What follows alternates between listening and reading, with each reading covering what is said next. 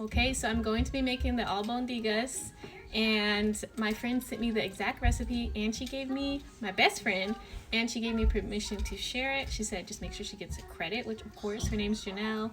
She's my best friend. She doesn't have TikTok, but she gave me a complete breakdown of the recipe that she uses. Now the story is that she used to go to this restaurant that had it, and she looked up how to make it, so she got like bits and pieces of different recipes for how she likes it. She likes like more lemon in hers, and basically this is how she came up with this recipe. So it might not be how you make it or how your grandma made it, but this is how she made it. Again, she even gave me like different subs that I want to use. I'm gonna read it exactly how she said it. She gave me the ingredients for the meatballs, then the soup, and then she gave me detailed instructions on how to make it. Meatballs, she said half a pound hamburger, but obviously like beef. And then 1/4 cup rice, 1/4 cup cilantro cut up. I swear when I was eating it, I thought it had celery in it. She said I'm absolutely not allowed to get celery in it because it did not have celery. So she's thinking that I saw cilantro and thought it was celery. 3 to 4 cloves of garlic. She said she does 3 tablespoons of minced garlic. 1 egg beaten, garlic powder, onion powder, adobo, which I had no idea what that was, but I found it in the international section of Stater Brothers. Cumin, not too much, it's a sting flavor, don't know what that means. Salt, pepper. It says mix all that up in a bowl with your hands. If you want to do a big batch like me, you just double everything. Hold on. That was my son's pizza. They're having pizza for dinner, but she said 2 carrots, 2 potatoes, 2 Italian or Mexican squash. She said she uses Italian. It took me so long to find this in the grocery store. This is the Mexican squash and this is the Italian squash. I got one of each because I really didn't know what I wanted to do. Obviously she said she used Italian, so I should use Italian, but I really love the way the Mexican squash looks, so 2 Italian or Mexican squash. Oh, she said 2, so I'm glad I got one of each. I guess mine is gonna have one of each because I only got one of each. I didn't realize she said 2. 1 slice not chopped onion.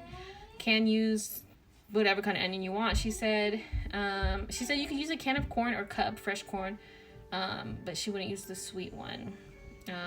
It could throw the entire flavor off, she says. Hers did not have corn in it, but she also said she doesn't like corn, so I'm just probably not gonna put that in. I like corn though, but I kind of want it to taste exactly how hers tasted. 32 ounces of beef broth, which I already got that.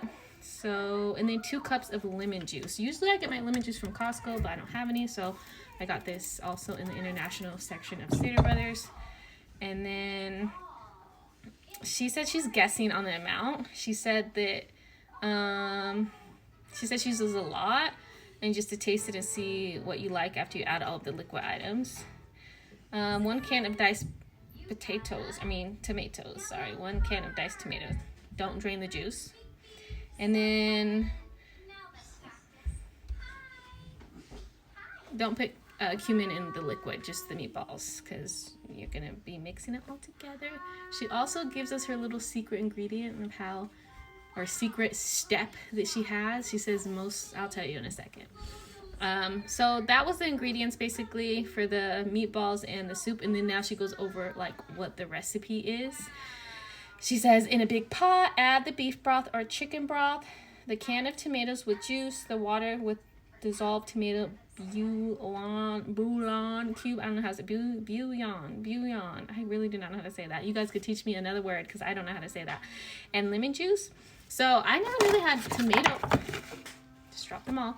I did not know they had tomato. I thought it was always chicken or beef, but they have tomato. The cubes.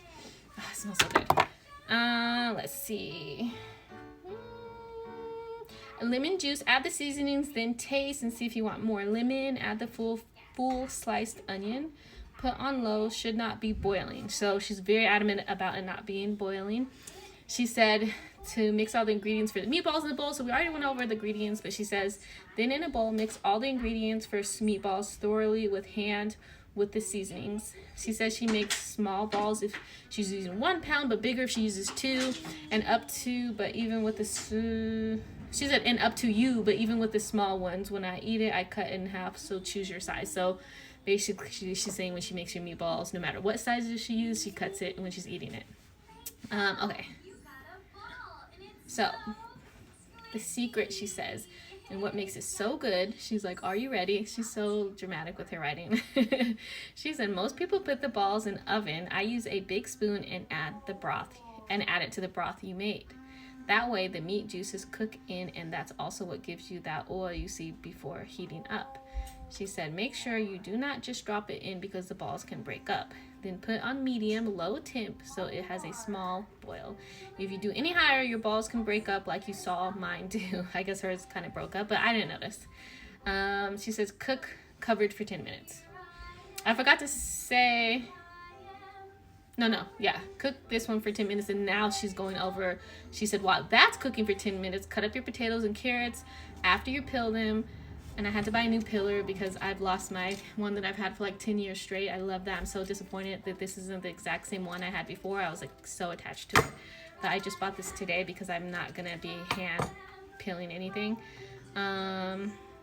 She said, I like to dice both to avoid eating big chunks.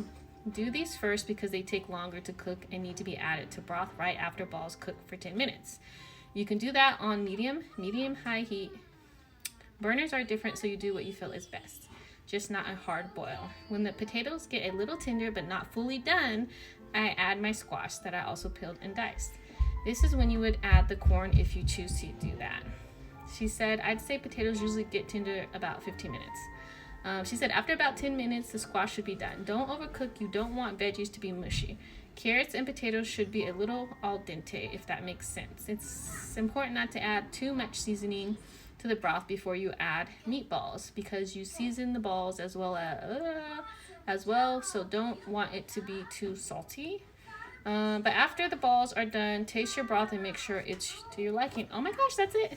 So I'm gonna start. I don't know why I thought that I was going to be able to do this while my son was in his high chair. He definitely started crying right when I was about to start. So I just been kind of rocking him, feeding him, and doing all the prep, but I wasn't recording because I was nursing him, and I just didn't want to be accidentally, showing some stuff while also trying to record and cook and all that stuff. So he's asleep now. And he's getting so big, his head goes so much, like this doesn't cover his head the way that it used to, so I feel like I have to hold his little neck. He needs like a little head support. But I pretty much prepped everything. The meatball mixture's here, I just haven't mixed it in yet. And the soup is simmering on low. It's gonna do that for about 10 minutes. And then that's when I add the meatballs in. I need to look at the directions. I have my iPad right here. It's my first time making this, so I keep going back to the directions that I read earlier. So I'm not showing the whole process detail for detail, but I'll show you pretty much the end result.